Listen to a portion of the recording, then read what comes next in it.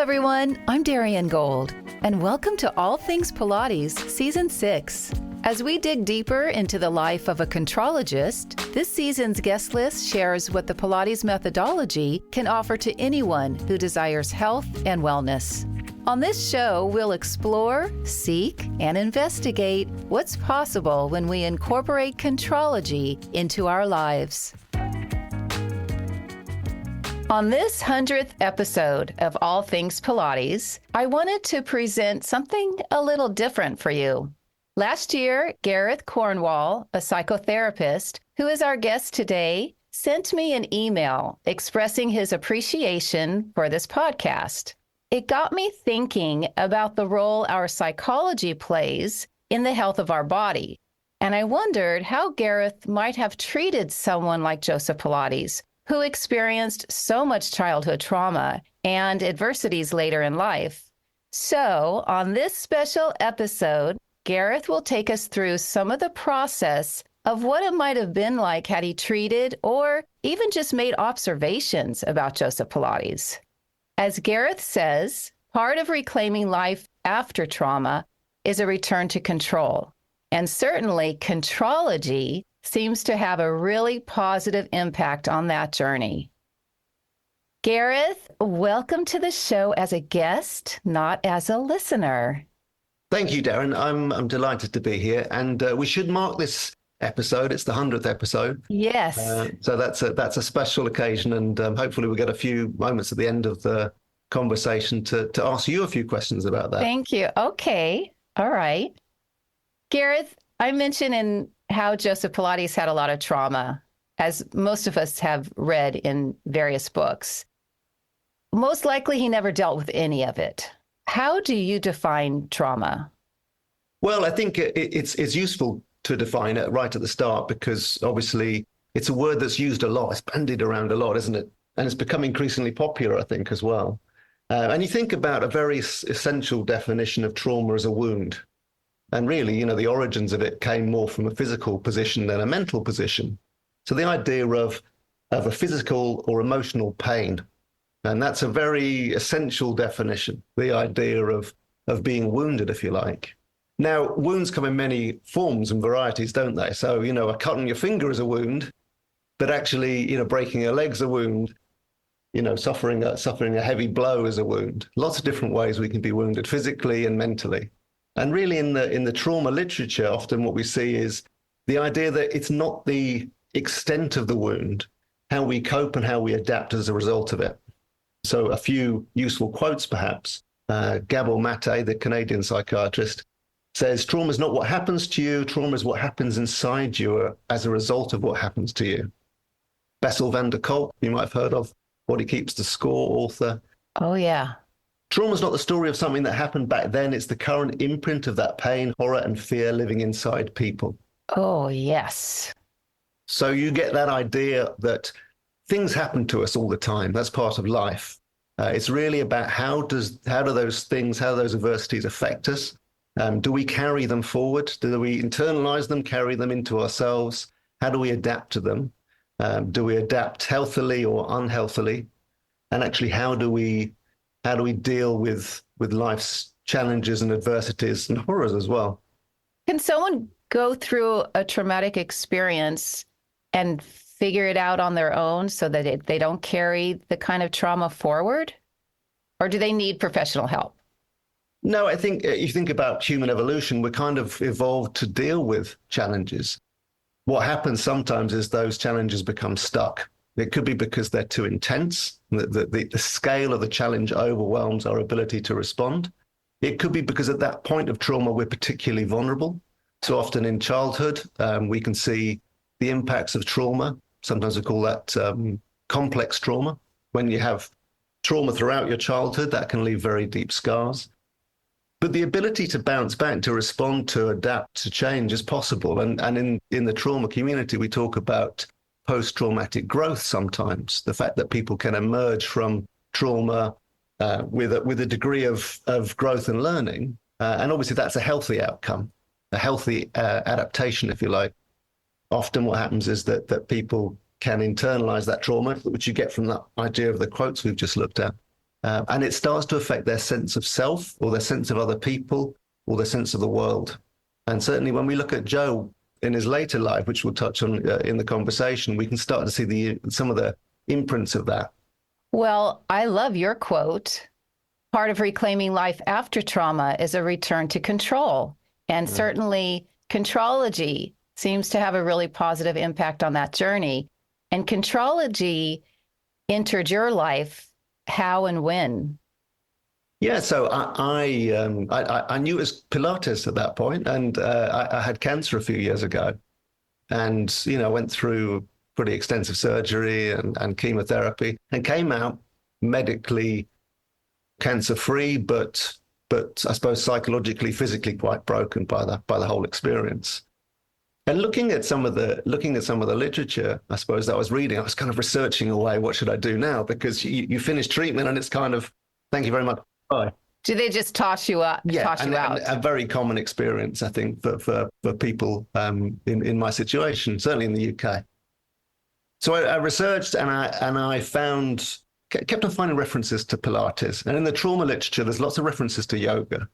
And I've come to see that the reason that yoga is often referenced in the trauma literature is just simply because at the point when people started to research, it was more visible and more popular. That, they're different practices, obviously, but they share many essential elements. So I looked around where I live. I live in Dorking in Surrey in England. And I found a studio called Fit Physio, they're called, in Westcott, little village. And I just booked an appointment and I went in, and my first instructor is called Robin, and she was fabulous. She was able to really read my body, see what was happening for me at that time, and really gently introduce me into reformer. And so I started off, one-on-one. How long after post-surgery? I think that was probably, what would it have been? Actually, about 8 months, 9 months afterwards. Yeah. So, and that practice, it's very gentle. I had a stoma reversed, so I had a very kind of quite a big abdominal scar. The muscle had been cut through, so we needed to be careful. But actually, I did the one-on-one classes. I went into the group classes, and that's a practice that I've adopted since. And I go several times a week, and I love it. And it's always hard, isn't it, to say what helps and what doesn't. But that sense of connection that comes in a Pilates class, and the sense of movement, the sense of freedom, the sense of mindfulness, the precision, the control, the routine, all of these elements for me is incredibly powerful. And anecdotally, when I speak to people, I met people that have the same experience as me, and that ability to go into a class, and often you mean from cancer to or from other life traumas, I mean, everybody carries element definitely challenge, but that sense of you know what it's like. You go to a class and people kind of grumble and moan when they go in, and we come out and they're happy afterwards, and it's that amazing feeling, and it brings you back. It brings you back, and it brings you back. For me, that sense of bringing me back, and that book, Return to Life, is a very apt title. That sense of how do I live now? Well, this Pilates for me has been a part of how do I live now. It's part of that return to life. It's being able to feel connected again. And, from a psychological point of view, I can see that it has many characteristics that support connection, which is very important in recovery from trauma. A sense of safety, sense of community, and that control over the body. So for me, it's something that I think has a real healing potential in terms of trauma. I think for people that are experiencing lots of life stress, it's got a very protective element to it as well. It isn't just about recovery, it's also about protection, I think, and the protective characteristics of being able to, replenish and decompress. Even though it's been a few years, right? Do you recall what stood out right away in your whole physical, mental body experience when you had your maybe first lesson, your fifth lesson? What did you feel different? I mean, I went into this studio and there are not many men that go to Pilates studios, if I'm honest. So I was kind of this. Oh, that's changing a lot. It's still about maybe 70-30. Yeah, it's maybe in England it's like 20-80, it's kind of, So I walked in and I was really unsure what this was. And I think I remember getting a tour around the studio and seeing all these strange machines and thinking, is this the right place? And feeling very out of touch with my body. You know, I mean, when you have a serious illness, you're out of touch with your body. I mean, really, you know, you're out of control and you're controlled by other people. And at points, you know, you physically can't, I couldn't, you know, I was kind of in a bed for a while and I couldn't walk easily and I had bags and all this kind of stuff. So that sense of regaining some control over my body, that was almost immediate, I think, that sense of, okay, I can have some control over my body. And from a psychological point of view, from the mind, I think that ability to be able to be in the moment. And in fact, I was in class the other day and, you know, somebody's having a very difficult time with their daughter. You know, she's just going through an ADHD diagnosis. There's a lot of stress in the family. And she said to me, this is keeping me together at the moment because for this class, I don't have to think about that. I'm just thinking about my body. I'm just thinking about the next movement, just thinking about my breath. And that ability to decompress. It's powerful. Oh, really, really. And, you know, I mean, also it says something about that community that we feel free to share that sort of thing too. And that's another real value, I think, of the practice, that it builds community. Agreed, completely. In Eva Rinke's book, Joseph Pilates, a biography, she covers a number of experiences that Joe had as a child, as well as when he was interned on the Isle of Man during World War I. And we can also cite John Steele's book and how he describes what was going on with Joe in New York at his Contrology studio. How might Joe have benefited from therapy? Yeah, it's interesting to, you know, those are two great sources. I think Eva's book's a really fantastic biographical source. You know, there's a lot of detail there about his life and plenty of you know, firsthand testimonies. And John Steele's book, you know, somebody who knew him really well, and it's a very, I think, a really interesting read about his character, particularly, you know, later in life. And I think what you see with Joe is this idea of how do we develop as a person? How do we cope? How do we cope with life? You know, life's thrown at us in a way, and we develop a way of coping. And Joe's way from a very early age was he was a fighter.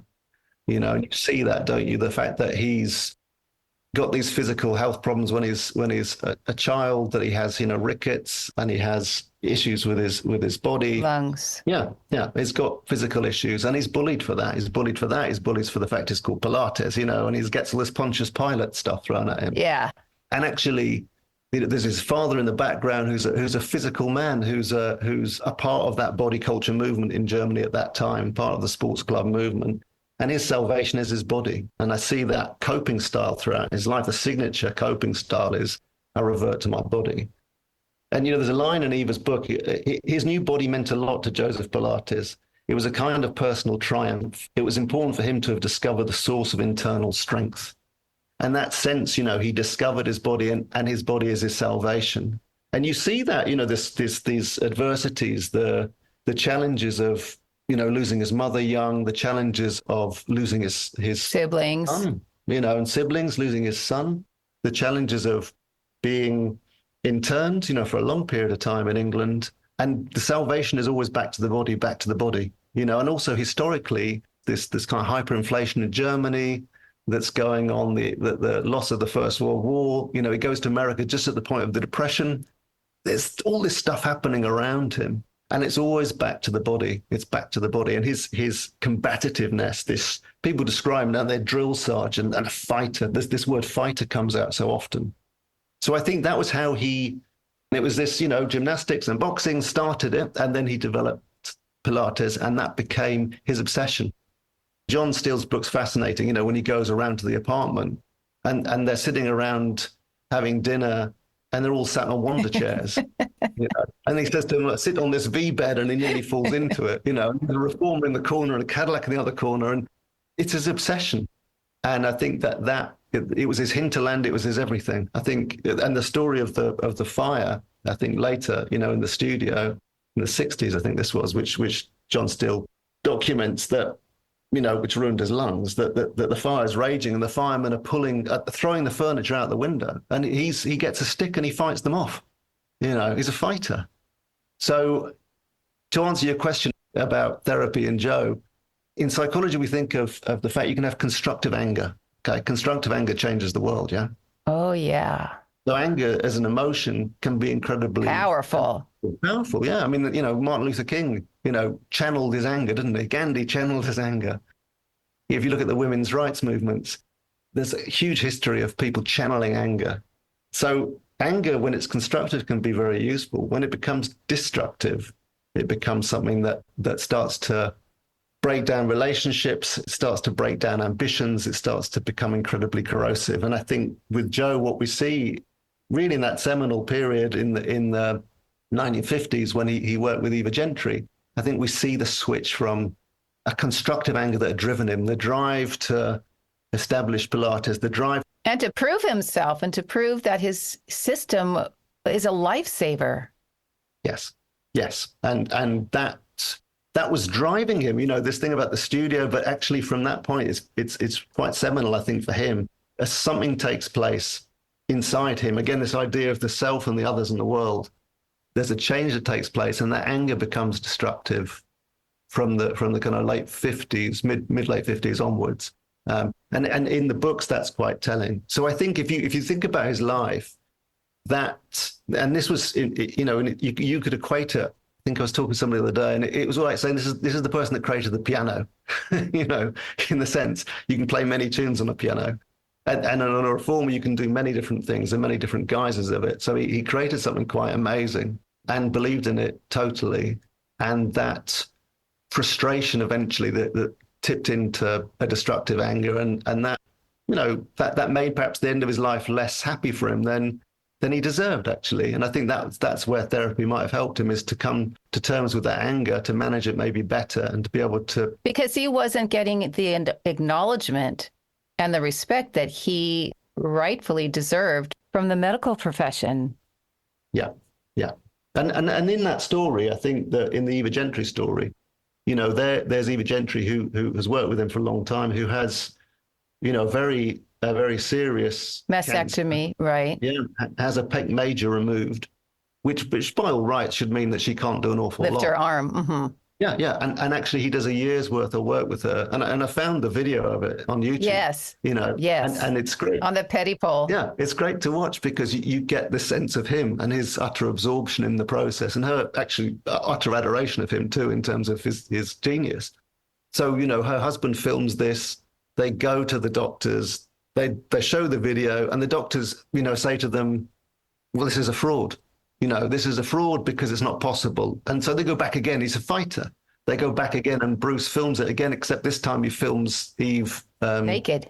Yeah. So, and then they go back, and the doctors say, "This is amazing. We need to establish a rehab program. This is going to be transformative." So Joe is going to get what he always wanted, which was this acknowledgement, this recognition. And then they say, "Well, can we just have your qualifications?"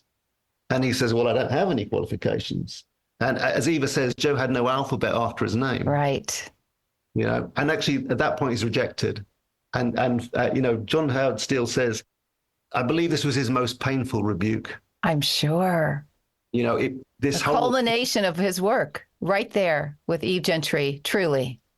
Yeah. And the power, everything, the power to change, the power to really have an impact. So the fulfillment of all of his ambitions in this moment, rejected by the medical establishment, with no hope of that being reversed unless he suddenly, in his 70s, garners all these qualifications. And it seeps, I think it really seeps in, and it has a profound effect. And you start to see this effect through his relationships. So, there's people trying to establish groups and committees to help further Pilates. He becomes very angry, storms out, "You're stealing my ideas and I'm still alive." I think in terms of interpersonal relationships, there starts to be a lot of anger. He had none. No. And you get that sense of, him going and people setting things up, people setting up these lovely meetings for him, trying to help move him forward, and him being rude to people because actually he's so frustrated with what's going on for him. Totally. Even when he expressed his frustration with basically everyone who wasn't in his world, they didn't understand his life's work. And there's a part in, I think it's Eva's book, that he wrote 2 letters to the young president, John F. Kennedy, urging him to consider Contrology literally as the savior of America. That's another substantial rejection. Yeah. Yes, yeah, and he'd written to Eisenhower as well. And this sense of, okay, so I have this ability to change the world. I mean, it's interesting, John Steele says, if you didn't know him, if you didn't know his work, you just think he was delusional. This kind of old guy with the shock of grey hair. Walking on New York streets, in his shorts. Basically saying, look, I have the key to the world's health. I mean, it's kind of, and when the president hears, everything will change. So if you didn't know his work, of course, you might be surprised about those things. But that pattern of, there's an interesting story in John Steele's book about one of the people in the inner circle hooking him up with Hans Strauss, who was this very eminent person in sports medicine. Big opportunity, late 50s, and he comes to the studio, meets Joe. Joe shakes his hand and says, I never knew you were so small, and then walks off. Oh my God. So it's self-destructive. And that's from a point of view of a therapy point of view, these are indicators. Something's going on for this person. Something's happening for them behaviorally. And as we kind of try and unpack that a little more, what we see is these. Had he lost hope at that point? Well, I think he was very, very angry. I think he was very angry about how he'd been treated. I think he thought everybody was idiots. And this word comes up again, this idea of this kind of rebuking of people. The idea that basically everybody else is an idiot, but actually if only they listened, then actually things would be better. So the article, I think, Robert Wernick article, 1962, the Sports Illustrated piece, right, is really interesting because this is 62, and there's some lines in that where Wernick's interviewing him, and he's saying, look out the window, look at all those Americans, fat, they're bent over, horrible posture, young men with grey faces. And there's kind of spitting anger.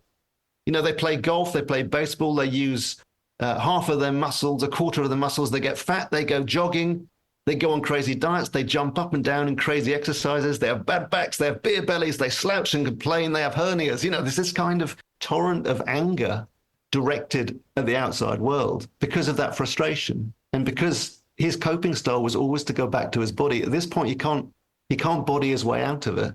This is a psychological challenge now about how he sees himself, how he sees the world, and how he sees other people. And I think that caused him distress. It caused him distress in relationships with people who were trying to support him and were bemused by what was going on. It became self-sabotaging because, that sense of the injustice of it was overwhelming. And I think it made him unhappy. And again, I think that's the sadness of it, which is he did create something rather amazing. And perhaps if he had been less spiky, then also he might have been able to embrace some of the people helping him more in his lifetime. It would have helped if he had better verbal skills. Yeah. And that sense of, the anger overwhelming. So there's a nice line in John Steele's book, deep down an angry man, angry at the medical profession for not seeing Contrology as the most effective medicine.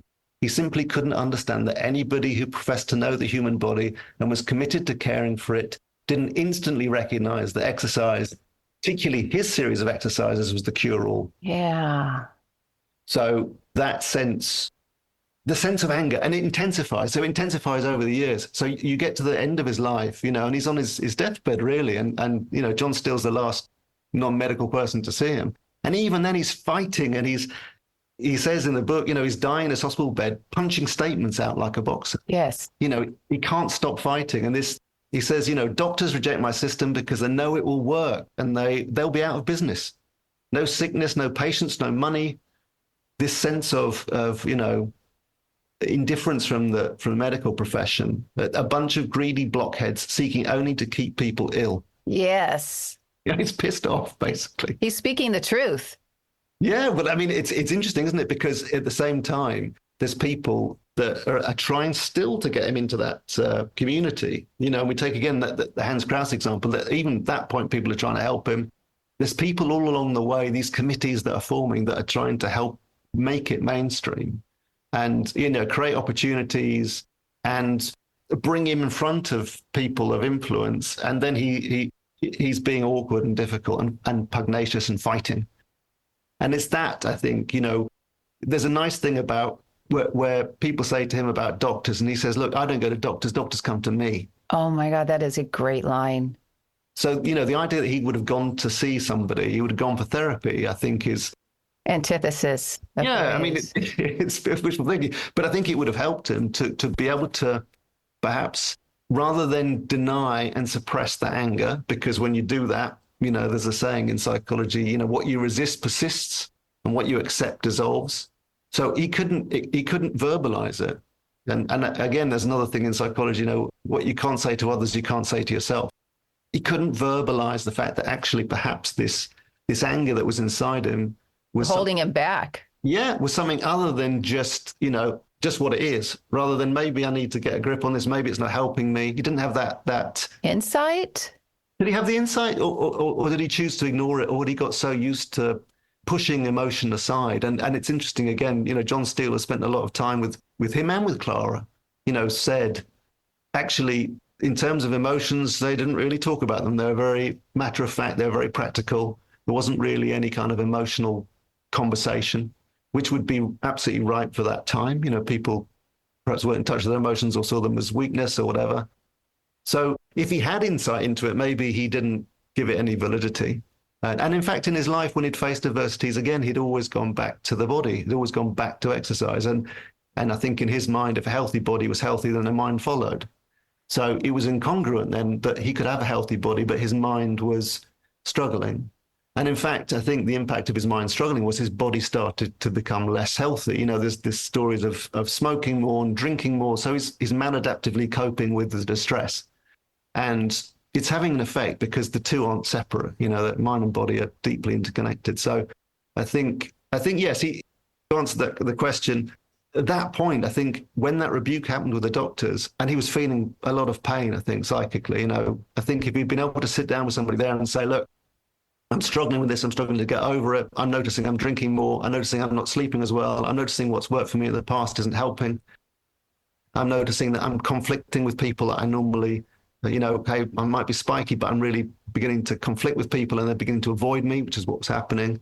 What can I do? How would you have answered him? Well, I think, again, it's really understanding the history a bit more, understanding that sense of his frame of reference and really trying to get inside those beliefs. And then it's really starting to unpack the beliefs and lay the beliefs out. So, one of the things that's often used is this idea of the airing cupboard, right? I don't know if the airing cupboard, you have that in America? It's like a cupboard where your boiler is, where you put clothes to kind of, like a linen cupboard or a laundry cupboard. Okay. Somewhere where you might stack clothes, Okay. clothes and sheets and so on. So it's the idea that, we accumulate things in life. We kind of shove them in a cupboard, right? Actually, what happens is the cupboard becomes so overflowing that we almost kind of have to hold it shut. We've got a hand on the door to stop it. Oh, that's a great visual. And actually, that means that we're tied to the door. We can't really move further out than our reach. And therapy sometimes is about you opening the door and you start to unpack everything. And I don't need that. And actually, that's out of date. And that was useful then. And actually, I just order this differently. And I can shut the door and I can move on. And I think, there's laying out these beliefs and these experiences and understanding what's going on for him. How's it affecting him? And then, I think working to make some of these things more balanced. So working through some of the distortions that are taking place, because clearly he's built up this very clear sense of the world is against me. So maybe, and a lot of the positives, the lens has changed. So a lot of the positives here, the fact that Disappeared. Yeah, the fact that he's got all these people that think he's great, the fact he's done some amazing work, the fact he's changing lives, all of that is disqualified. He's minimizing all of that. He's catastrophizing about everything is terrible. He's very negatively focused. There's a lot of negative bias taking place, cognitively. I think there's a lack of compassion maybe for other people, a lack of compassion for himself, certainly. And the gap between his intentions and his impact are widening. And that's a really interesting sign, I think, sometimes of emotional distress. I don't mean to hurt people, but I really am. The impact is not what I intend. So I think it would be a process of exploring his beliefs and working through them. I think it would be a process of compassion and helping him perhaps to reframe the way he sees the world in terms of his place in it and also what he's achieved. So get a better sense of achievement. Mm-hmm. Perhaps, he might reevaluate some of those relationships and consider taking some different courses in them. And also, I think, and again, this is where the mind links to the body. There's also something about helping him to return to that sense of his own Return to health. physical. Yes, because, for instance, he's going up to Jacob's Well, isn't he? And actually he finds a lot of solace there. And he's doing less and less in the gym. And actually, in a sense, how do we get a succession that works here, Joe? So you can enjoy the time at Jacob's Well, because that succession issue is a big deal. And of course, the succession is massively blocked by the fact that he doesn't want a woman to succeed him. And a lot of that, again, is maybe historical and of the time, but actually the community is full of very strong, capable women. I mean, really, Definitely. And, so, and Romana kind of comes into the picture, doesn't she, later and almost accidentally, when perhaps she might have come sooner and more intentionally, or Carola Trier or Eve Gentry or whoever it was. So I think yes, there's something about helping him to see where he is, build his insight, give him some more awareness, help him to get a greater sense of control, really then think about those relationships, how he returns them to an order, how he channels that aggression healthily, and how he has more, if you like, impact in line with his intention. And I think that's... And give him permission. He needed to have someone give him permission to embody all the success and all that he had been doing. But he probably didn't get that kind of feedback growing up. So he doesn't know that it's okay to be happy and feel accomplished with what you've done, what you've achieved. He didn't have that peace in him. All he knew was to push, push, push. Yes, yeah, absolutely. And that sense of what is it like not to fight? Because actually what it became was very dichotomous for him, which was I'm fighting or I'm losing. I'm fighting or I'm losing. And there was no... middle. There's no middle. And from the point of view of stress, if you think about the stress that's causing in kind of theory land, we think of allostasis. Allostasis is this idea of our adaptability to change. So when we're presented with change, how does our body respond to it? How much cortisol do we release? Right. How much adrenaline, how much epinephrine, all these things, okay? And actually, as we accumulate wear and tear, then we call that allostatic load. So allostatic load, as allostasis is the normal ability to respond to change. Allostatic load, we're starting to accumulate wear and tear. When we go into allostatic overload, that's where we start to really create some damage. We kind of get locked in these activated zones, sympathetic. If you think about the nervous system, we get locked into fight flight. And actually, when we get to allostatic overload, what we're starting to do is to really start to see some kind of impact on the body, because we're in that kind of reasonably toxic space. And I think, again, how does he get back to allostasis? How does he get back to healthy adaptability? So this is where the psychology and the body work comes in. And at this point in his life, he'd done the body work. It worked really well in resetting him all his life, but now he needed a bit more. And in his life, you can see that's what happens to a lot of people's lives, that these things become out of balance. Hey, everyone. Want to level up your teaser? When I'm not interviewing or editing, I'm helping students just like you get to the next level. If you'd like to understand the Contrology technique, come learn from me, whether online or in person. Just know I'm here and happy to help. Now, back to the interview.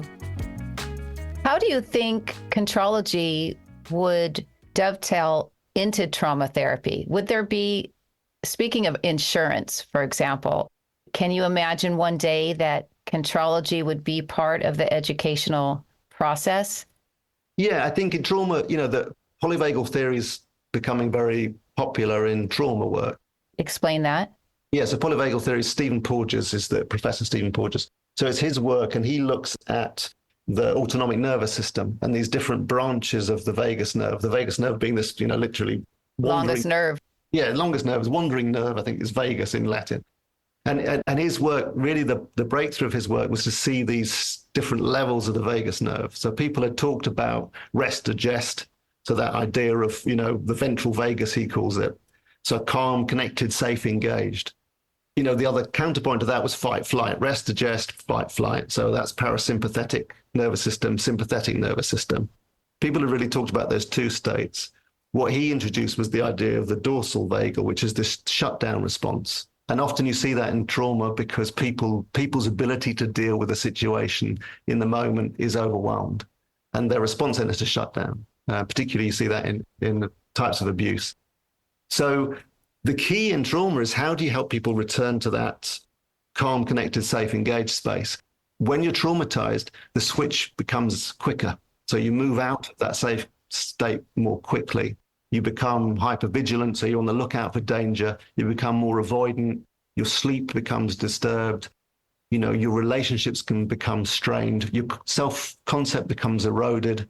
You beat yourself up a lot. And the antidote to that, in many ways, is the return to that sense of safety and connection. And for me, from a trauma perspective, then, Contrology or Pilates is fantastic for that because it's fundamentally a return to that ventral vagal state. It's helping you to feel safe, helping you to feel connected. Now you're connected with a community, with a group of people, but you're also connected to your own body. And if you think about the elements, the mindfulness, the movement, the breathing, the routine, the precision, the control, the elements of Pilates are fantastic ways in which we can return to that sense of safety and return to a sense of connection. Do you see yourself teaching one day Contrology to other psychotherapists so that they could add this element into their practice? Do you see there would be a possibility? Well, I'm interested in actually, I suppose, working with people that are very good at Pilates to see how we do that polyvagal integration, and this idea of polyvagal Pilates. So where we take the elements of polyvagal theory and we bring it together with Pilates. And actually, that isn't just about trauma. It's also about this idea of protective factors. So, this idea that we all have a stress jar. This is a theory from a lady called Janine Austin, who's a professor of psychiatric genetics. She talks about a jam jar. We all have a jam jar, mental health jam jar. And in that jam jar, we have genetics, which we can't do an awful lot about. And then we have environmental factors. As that jar fills with environmental factors, the risk is it overflows. We go into that allostatic overload, we break down, okay? And her antidote to that is often the environmental factors we can't change. We couldn't change COVID. We can't change the economy. We can't change the wars that are going on. What we can do is we can increase the capacity of the jar. And she calls that protective factors. And for me, Pilates is a fantastic protective factor because it returns us to safety. It returns us into that ventral vagal state where essentially our body is replenishing. So I think there's a place in trauma, but trauma is quite a specialist thing. But actually the stress that's in this society that potentially becomes traumatic, that certainly becomes eroding, there's a huge place for polyvagal Pilates and Pilates, more broadly in helping people not to even replenish. Get to that end stage where they shut down. Yeah, because that was the experience of this lady I was telling you about in the studio I go to. She came in and she was becoming dysregulated. I can't sleep at the moment. We're so full of worry. I can feel it in my tummy. She does an hour of Pilates and she says, this is helping me cope. I feel so much better. Actually, I'm feeling like I can cope with the day. I feel like I'm recovering. So that's anecdotal, right? But the more evidence we can grow for that, the better. And that's, in a sense, is Joe's legacy. Joe's whole thing was the medical profession don't listen. And maybe as a community, we have the opportunity to wake them up, fit that final piece in the puzzle and say, well, look, here's the evidence that this really does help people, as I say, recover from traumatic events, but also helps them to manage life stress so they don't break down. And that's the power of it. So yes, I think in a sense, as a community, maybe that's an important step for us to build that evidence base. And in England, we have social prescribing, and certainly that's something we've taken from Norway, the Scandinavian countries, from Japan, where doctors will prescribe activities like Pilates, like forest bathing, like yoga, like wild water swimming, like mountain trails. They'll prescribe that rather than going for a medical prescription. Oh my gosh, I don't know how that would ever happen here without Big Pharma sticking its hands everywhere. Well, it's this thing, isn't it? Everything has a code. I mean, that's what I've learned about the American system. There's a code for everything. So the task is to get this coded. Once it's coded, it exists in the world. And that was Joe's challenge. It wasn't coded, and it wasn't coded because he wasn't seen as being valid by the medical establishment. And the way the medical establishment really prove validity is through evidence and status. So, perhaps there's more status around Pilates now, but have we got enough evidence? If we can get that, then maybe. Oh, I'm sure there's tons of evidence. Yeah, exactly. And this is such a great platform to to think about how to pull the evidence together and to build those connections. Because, actually, I'd love to see this prescribed socially. I prescribe it to my patients, my clients. You do now? Oh, all the time, yeah. Because it's you can't just you can't disaggregate mind from body. It has to be holistic. It has to be integrated, and that ability to reconnect and to feel the safety and connection, to get back into that zone, get back in the green zone, if you like, is really important. Well, if one of your patients, do you say patients or clients? In the health service, I say patients, and generally I'd say clients. Yeah, so somewhere in between the two. If they have never heard of the Pilates method, how do you describe it to him or her? Well, I talk about the fact that it's an opportunity for people to get in touch with their bodies again, to build community, to do an exercise, to find a way to become mindful in the moment, to focus on their breath, to think about movement and breathing and flow and precision and control. So I'm selling it in that way. I like that John Howard Steele definition. I think that's something really strong in that. He said, Pilates is a system of coordinated movement, concentration, and breathing that fully absorbs the actor in what he or she is doing, adds grace and efficiency to daily life, relieves stress, increases circulation, augments self-esteem, becomes a habit, and most importantly, is fun to do. And he much more articulately describes it than I do. And it's lovely that because it contains all those elements, the relieving of stress, the habit, the connection, the physical circulatory benefits, self-esteem, and the fact it's fun, the fact that you come out of I never had a bad... Happy. Yeah. I never had a bad session. I've gone into sessions feeling miserable, but I always come out actually feeling happy. Even if it's, challenging, I find that my mood improves. Maybe you could have a poster of what you just shared with us and have it in your office. It's lovely that. I think it's a great definition. Really. Perfect. It does capture it well. So yes, there's lots of opportunity. And I think, again, to get to that point where we could socially prescribe Pilates would be fantastic. Agreed. Let me ask you on that note, any parting words or advice that you can share for those who do have buried trauma and they don't feel capable of dealing with them? Do you have anything that you can say to those people listening? Yeah, I think hope and recovery is really important, and sometimes the people I work with will say, can it get better? Is there hope? And hope's a really important human characteristic, perhaps one of the most important. And there's hope in working with people who can help you. There's hope in recognizing there's choices you can make too. And there's hope in a compassion that allows you to see that actually the traumatic experiences you've had don't have to define your life. So I think that the ability to take hope and do something with it is really powerful. And certainly this is part of the piece.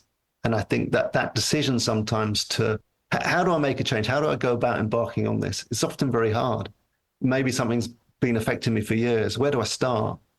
It can take time to find the right person. But if you see this as part of the piece, I think food's important. I think exercise is important. I think sleep's important. I think, social connection's important. I think how we talk to ourselves is important. They're all attributes that can help. It's making a start. And if making a start is you go in a Pilates studio, that's making a start. Making a start is picking up the phone and writing an email, that's a start. If making a start is I'm going to be kind to myself today, it's a start. So, have hope and make a start. I love it. That's beautiful advice and guidance. Thank you, Gareth. I know you had a question for me that you would like to ask. I might have a few up my sleeve. Oh, no. Okay. He says, pulling out his list of questions. So, obviously I came to this and this conversation came about because I was a listener, and I love the podcast and I walk every night. So I have my dinner and then I walk, or sometimes I walk with my wife and, sometimes I walk as a family, but, oftentimes I'll poodle around the block in the rain on my own. And then I'll put my podcast in, and the amount of times that walk has been listening to you and coming back and getting a piece of paper out and scribbling something down. So it's great, and I love the podcast. And I suppose the first question, which I never heard answered, is really how you came to the idea of the podcast. How did it come about? Oh, the podcast was definitely not my idea. It was one of my students and colleagues, Sonia Lopez. It all started with my wanting to share my thoughts and to educate the public basically on what I deemed two very strong, very different approaches to Joe's work. And I had the opportunity when I moved from Southern California to Northern California. I had met the executive director for a local radio station. And he said to me, well, as we were talking, I was mostly talking. He was listening as I was sharing about Pilates. Because at that point, when I first moved up here, there was no classical, there was no traditional. It was only this very interesting, unrecognizable approach to Joe's work. And for someone like me who was at Drago's and worked on his equipment and was around people who you could feel Joe there, you could feel his spirit and you could feel it in the movement and the exercises you were doing. It just was so clear. So I took that with me. And then when I moved up to Northern California, I basically didn't recognize how people were being taught this work. So as I was having this kind of conversation with the executive director, and he suggested I have this radio show, I thought, okay, I know how to be in front of a mic. I had produced my apps and I voiced all of the instructions. So I had a show at 2 p.m. every Sunday, which means I had to write the script and I had to come up with a guest every single Sunday. There's a lot of pressure on me. I don't even know how I did it, but it was definitely boot camp for sure. And as I was having this experience, I was learning how to edit. Yeah, I bet. I didn't at that point. I don't think podcasts were definitely not on my radar. And then at some point, one of my students, Sonia, she sort of demanded, she didn't even say, what do you think? She just said, you need to do a podcast. I think this was around when we started hearing hints of COVID. And I didn't know what it looked like. I didn't know. It was already very overwhelming to be writing a script and finding a guest and dealing with the guest personalities, which there are many, and having them call into the station. This is all live. So there was a lot, talk about stress. But I felt very compelled, like it was my responsibility to educate the public about who this man was, as far as I knew at that time. Not that people were getting it wrong, but they just weren't exactly getting it right. And at some point when I had this conversation with Sonia, she, I guess, kind of convinced me. And I said, okay, I'll give it a shot. And so that's how it started. I've certainly grown a lot in 6 seasons, and I feel more competent and capable of finding the guests unless someone like you reaches out to me and having this kind of platform. So Zoom has afforded me the space and the time to get to know my guest. That's one reason why I have my pre-interview, and then to check audio. Then by the time we have the interview, there's already a nice rapport, usually. So I hope that my podcast is helping people like you understand and learn from the different educators in this community.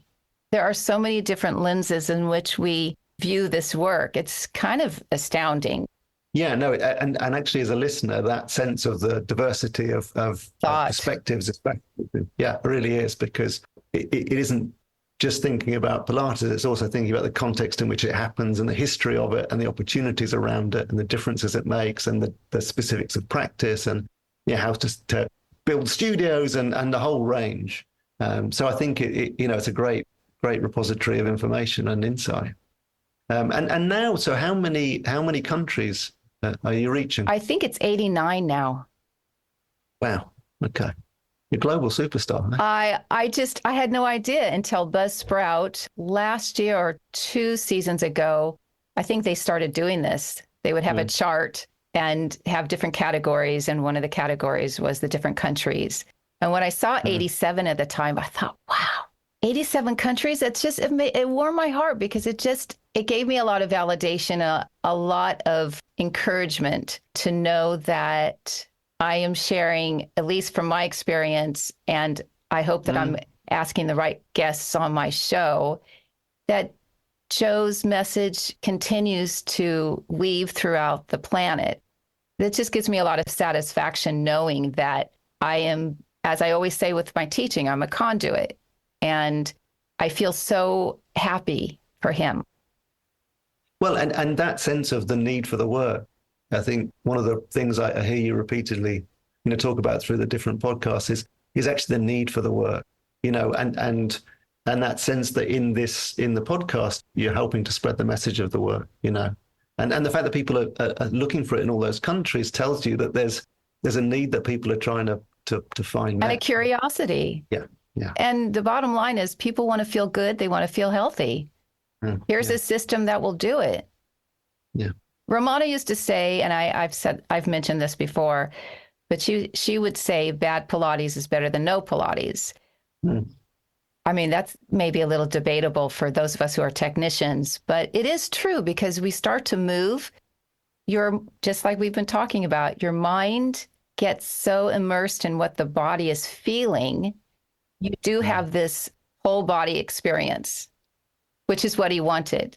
And then we have the spiritual piece, because eventually people become kinder and more grounded because they're connected. Yes. Yeah, absolutely. There's the return to green. Yeah, your return to safe.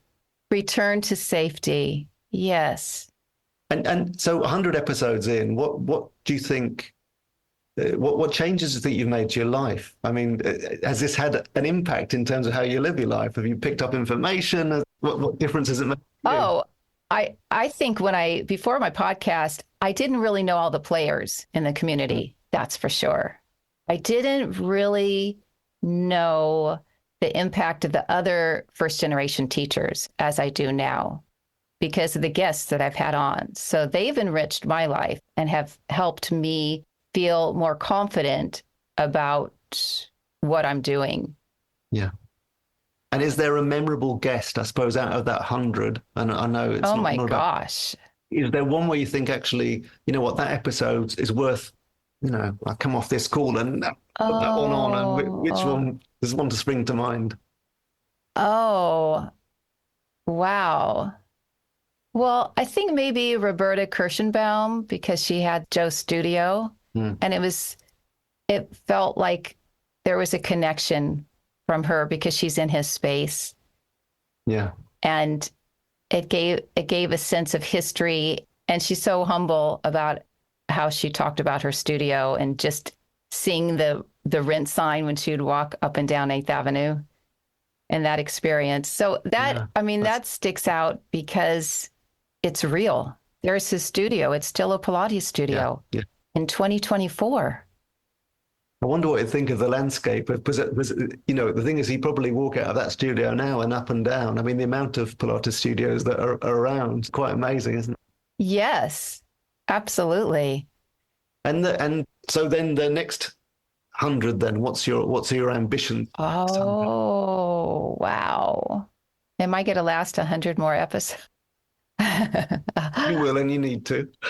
I need to. Well, I would have to say that I would love my podcast to continue to be one of those hubs where people know, whether they're teachers or students or just Pilates enthusiasts, they know that they can go to All Things Pilates, listen when they're walking in the rain with their doggy or whatever, and they'll finish that episode. They'll learn something for sure. They'll be inspired. They'll be motivated.